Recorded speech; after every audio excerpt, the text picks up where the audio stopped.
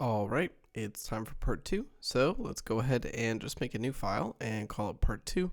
Again, just to have things saved nicely and all put in one place.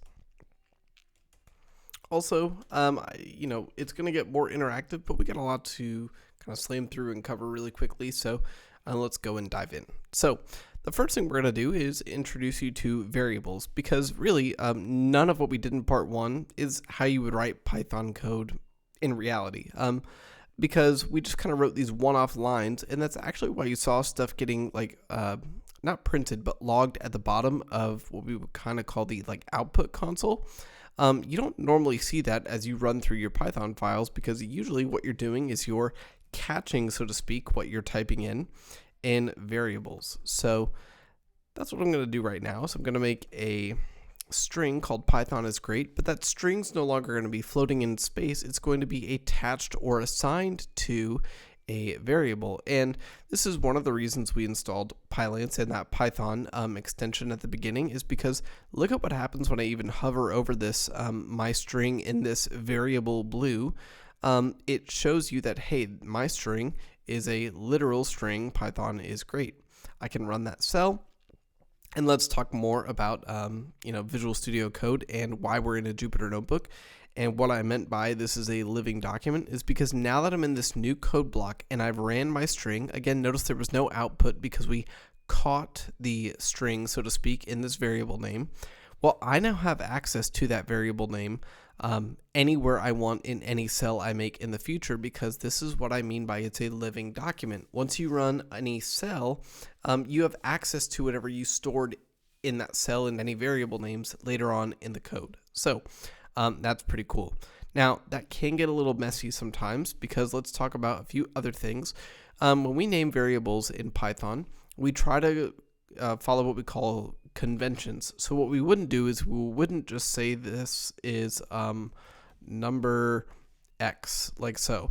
Number one, because that doesn't make any contextual sense. Number two, because we usually separate words with underscores, and we try not to use any capital letters in our variable names either. But hey, I can call this number X, and now not only does my string tell me the string Python is great, but also number X tells me that Python is great because I defined it there as well. I defined it at the beginning as my string. I defined it again as the variable number X. And so even if I delete this little code cell, it doesn't matter. I've already ran it. My string and number X are still there forever, technically taking up space in your memory. I mean, microscopic amounts of memory, but it's still taking up memory. So what do you do if you've ran something that made a change to one of your variables that you want to take back? Well, you might have to rerun the cell that defined your variable, or you might have to just say, hey, let me restart. And now that I've restarted, and it'll take a minute, if I say what's number X now, it's going to say nothing because number X is not defined. We've undone that. We've undone any running of any cells here, even though it still says this cell ran. It's remembering that from before. So sometimes you clear all outputs and then restart as well. So cool, just letting you get more experience with the Jupyter Notebook format. So anyways, let's get back to my string Python is great, and let's see what we can do with strings. So strings are unchangeable. We kind of call that immutable. They're also able to be picked apart value by value, or really piece by piece. And how granular are these pieces? Well, these pieces are actually one character at a time. Now, what I just did here was called indexing. And so I'm saying I want the value of my string, or the thing inside my string, at the index or place value 0. Now, all coding, pretty much any language, is going to start from 0. So 0, or the first character in this string, is the capital P, and there it is. Well, then what's at the second index? Well, that's going to be the T, because 0 is the first index, 1 is the second index, and 2 is the third index. Gosh, that's hard to say. I guess, well, sorry. This is the 0 index, the first index, and the second index. The first, second, and third character. Gosh, I hope I don't mess that up again, but I might. So what's at the second index? The T. All right, now Python's also pretty cool because what if you don't want to start only at the beginning? What if you want to start at the end? Well, then you can say, what's my string at the negative first index? That will tell you the last index, and it goes much the same way. What's at the negative fourth index? Well, if this was negative 1, then this T is negative 2, the A is negative 3, and the E is indeed negative 4. Awesome. So we can grab every single individual character out of my string by grabbing it by its index. And the way we do that is we, again, put these braces in front and type the integer that we want. And we don't have to go one integer at a time. We could say :6, which means give me everything until the 6th index. All right, so we get the whole word Python there. Now, everything until the 6th index, what do I mean by that? Well, let's count. 0, 1, 2, 3, 4, 5, and 6th index is actually that space. So everything up until that space. What if I go one more? Well, then now I get the space included, right? So the space counts as an index. That's important to know as well. So, I know in writing or, we know we need spaces in sentences, but we don't think they count, so to speak. But in coding, the spaces do count in our strings. They have a place. They have an index. So this is everything up to the 7th index, which means the first 7 items here, because there are 0, 1, 2, 3, 4, 5, 6 things I want, and the 7th one is not included. Okay, so everything up until the 7th index.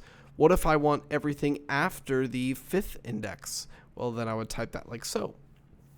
What if I wanted to get from the 5th index up to but not including the 10th index?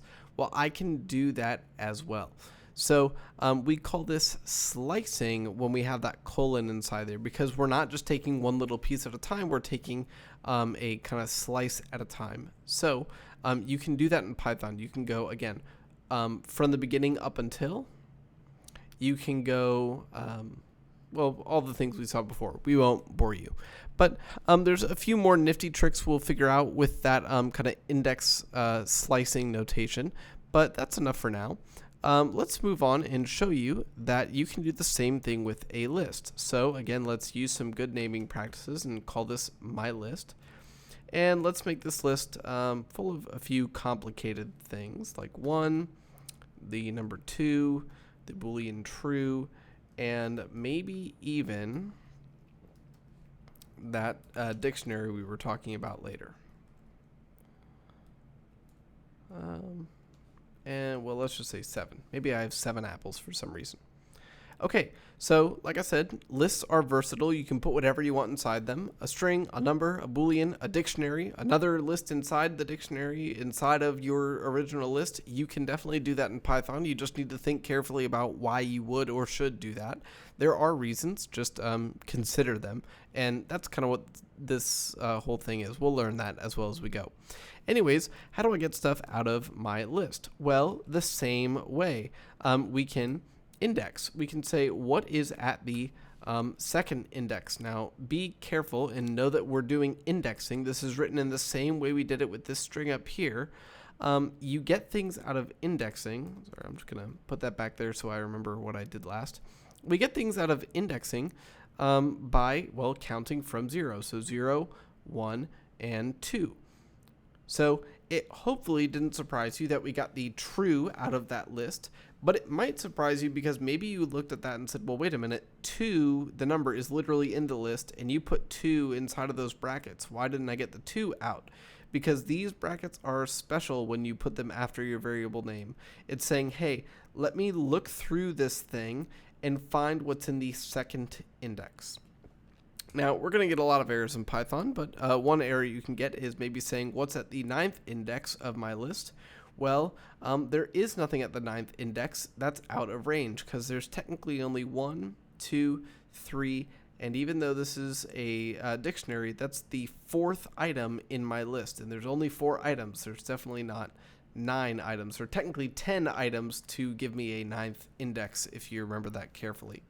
So lists can be accessed the same way, just like strings. You can also do the same notation by saying I want everything up to the 2nd index, and now I get the 0th index, the 1st index, and not the 2nd or 3rd index. So you can do the same type of slicing for lists as well, which is pretty cool. All right, and hey, if I wanted to get my dictionary, there we go. Now dictionaries are special because, well, actually, yeah, we can do that real quick. Let's just make a dictionary really fast. So let's say we have, once again, apple. Let's say we have 7 apples, and let's say we have, I don't know, pears, and we have 3 of them. Now you might be wondering, how do I get stuff out of this dictionary? Well, first let's name it. My dictionary. And if I wanted the value from my dictionary at maybe the 1st position, well, we get an error, and we get a new type of error. We get a key error because dictionaries are unordered. We type them in a certain order, but Python doesn't actually care about the order. So Python cares about the orders of strings, lists, and tuples, but not dictionaries. Dictionaries are what we call unordered. And remember that we even said at the beginning of the last video that they have key value pairs, and that's what they mean by key error. 0 is not one of the keys, not one of the things before the colon in a dictionary. So how do I get things out of dictionaries? I need to type in one of the keys that the dictionary has. Cool. So that's how you can get the 7 out of my dictionary. You need to pass in apple, the key that has the value 7. All right, so how do you get into the house? Well, you need the key that opens the door, so to speak. I don't know, make it make sense in your head somehow, but there we go. Or, word and definition. So if I want the definition of 7, then I need the word apple. Doesn't make quite sense there, but hopefully you kind of see the idea. And hopefully you see the use case of this. If you're doing inventory at a store, hey, now we have a way of doing that. Rather than just making some list and saying, apples are at the beginning, and then pears are 2nd, and bananas are there. You're going to forget apples, pears, bananas in that order. So that's the use of a dictionary, is that you don't need to care about what order they're in. You have a name that's meaningful and the count for whatever you might need. Inventory, some other data, usernames, password, whatever you can think of. There's a lot of places to use a dictionary. So, all right, what else can we do? Well, we can learn maybe about some string methods, and then we'll look at list methods, dictionary methods, and tuple methods, which there are a few and far between. So we've got my string, and we've spent most of this time thinking, how can I index or get things out of strings or lists or dictionaries? But also, just what can I do with strings in general? Can I do other stuff with them? And you sure can.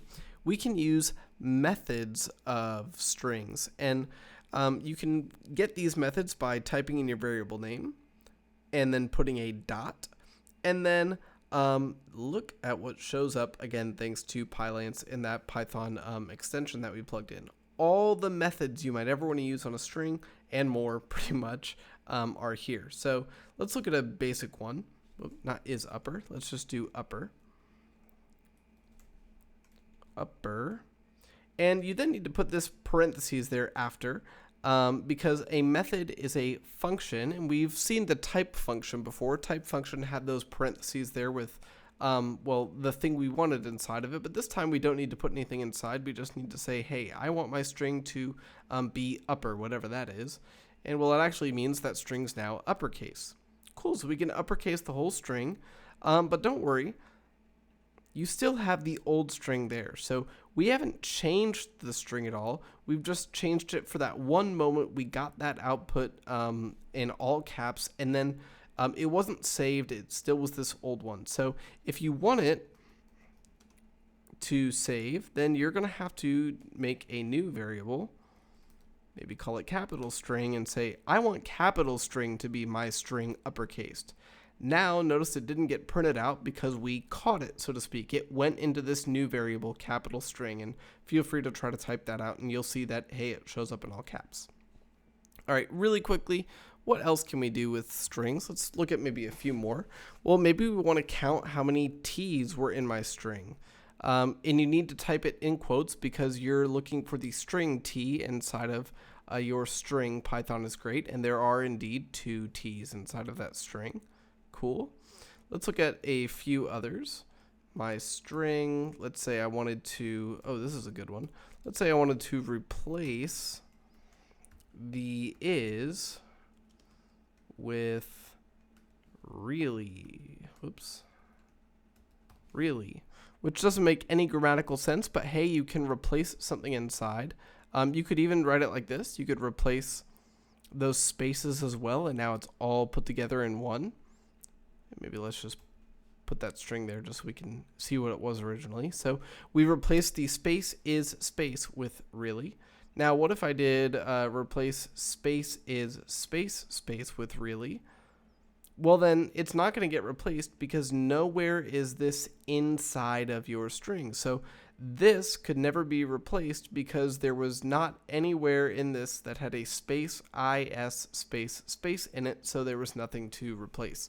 So all these methods are available. Try them out. You never know what you might want. In fact, you might even want this one, center.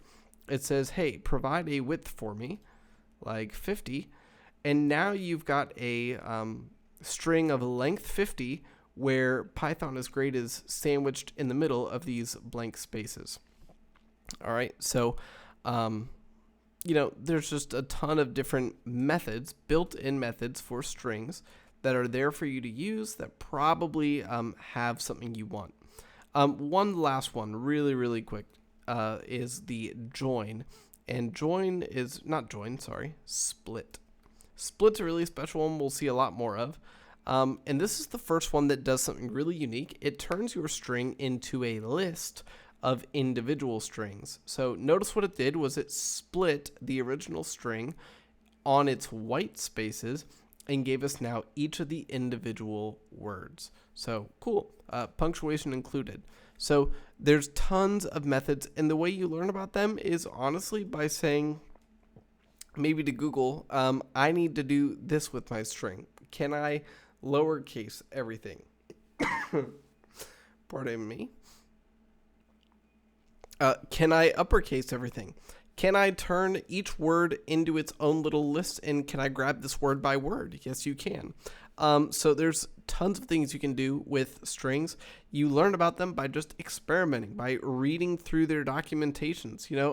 Let's go back to maybe the replace one. So how did I know how to use it? Well, it said you need to provide an old value, and it says, hey, we'll replace all the occurrences of the old substring, and we'll replace it with the new substring. So I knew I had to give it a old string. So the string was old. It was in there. I've seen it before. And I wanted it to instead be replaced by, vary. So old string is, new string is vary. It replaced the old is with the new vary. So there we go. That's enough for part 2. We've learned about a lot of things, variables, accessing elements, and a few string methods. Experiment with them, and I'll see you in the next video.